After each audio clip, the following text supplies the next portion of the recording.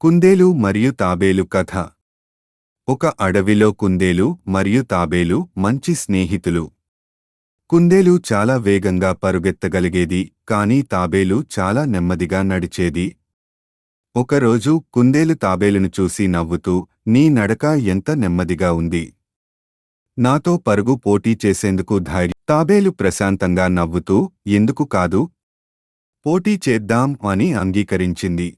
పోటీ మొదలయ్యాక కుందేలు చాలా వేగంగా పరుగెత్తి ముందుకు వెళ్ళిపోయింది. తాబేలు నెమ్మదిగా కానీ నిరంతరం ముందుకు సాగుతూనే ఉంది.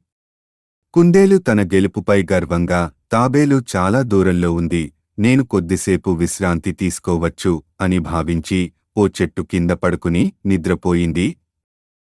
అంతలో తాబేలు తన వేగంలోనే కానీ ఆగకుండా నడుస్తూనే కుందేలును దాటి ముందుకు సాగిపోయింది. కుందేలు గాఢనిద్రలో ఉండిపోయింది. చివరకు తాబేలు లక్ష్యానికి చేరుకొని గెలిచిపోయింది. కొంతసేపటి తర్వాత కుందేలు మేల్కొని చూస్తే తాబేలు ఇప్పటికే గెలిచిపోయిందని తెలుసుకుని ఆశ్చర్యపోయింది.